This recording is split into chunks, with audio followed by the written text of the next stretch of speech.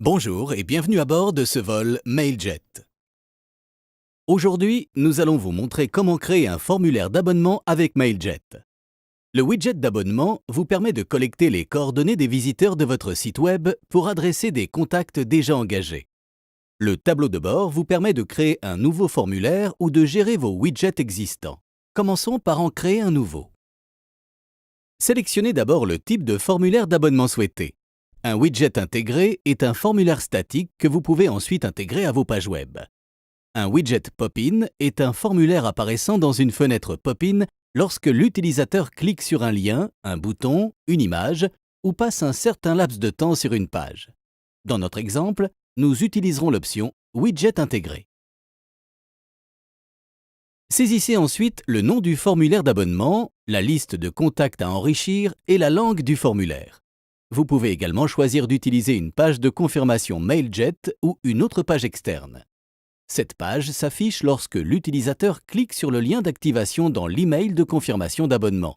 Si vous choisissez la page de confirmation Mailjet, vous pourrez la personnaliser dans la suite de la configuration. Une fois cette étape terminée, sélectionnez les champs à ajouter au formulaire. Ici, nous utilisons l'adresse email incluse par défaut, le prénom, le nom et la ville. Vous pouvez renommer les libellés des champs pour plus de lisibilité. Nous rendons les champs nom et ville facultatifs en désélectionnant l'option obligatoire. Descendons maintenant pour personnaliser le formulaire. Sur cet écran, vous pouvez modifier et personnaliser votre formulaire. La première icône du menu permet de modifier le texte, notamment pour communiquer sur les modalités d'abonnement et les types de communication qui seront envoyés. Vous pouvez également changer la police, la taille, le style et l'alignement du texte.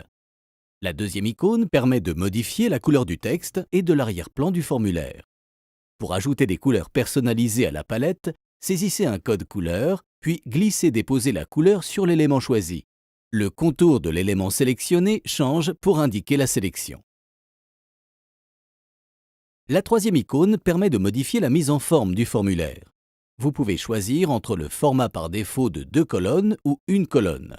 La largeur et la hauteur du formulaire sont personnalisables. La quatrième icône correspond au mode expert qui vous permet de modifier votre formulaire en HTML et CSS. Attention, le passage en mode expert ne vous permet plus d'accéder aux options de mise en forme précédentes. Passons maintenant à la page de confirmation. Cette page s'affiche lorsque les utilisateurs valident leur inscription grâce au lien fourni dans l'email de confirmation. Les options d'édition sont les mêmes que pour le formulaire. Vous pouvez changer le texte et modifier la couleur avec l'outil Glisser-déposer.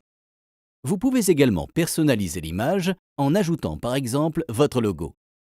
Pour accéder à des options de personnalisation plus avancées, utilisez le mode expert. Personnalisons maintenant l'email de confirmation. Lorsque vous avez terminé, cliquez sur Suivant.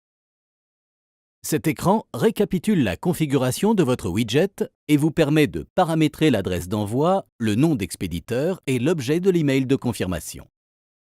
Vous pouvez générer des aperçus du formulaire, de l'email de confirmation ou de la page de confirmation. Cliquez sur Enregistrer pour finaliser votre travail. Votre widget est prêt à être intégré sur votre site. Sélectionnez le code manuellement ou cliquez sur le bouton Copier. Vous n'avez plus qu'à coller le code à l'emplacement souhaité sur votre site. De retour sur le tableau de bord des widgets, vous retrouvez l'ensemble des widgets d'abonnement que vous avez créés. Vous pouvez également voir combien de personnes se sont inscrites à la liste de contacts via le formulaire pour évaluer sa performance. Si vous avez plusieurs widgets, utilisez la barre de recherche pour les retrouver facilement.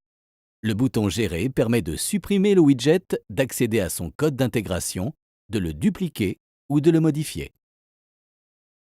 Merci pour votre attention. Abonnez-vous à notre chaîne pour plus d'infos sur l'emailing avec Mailjet.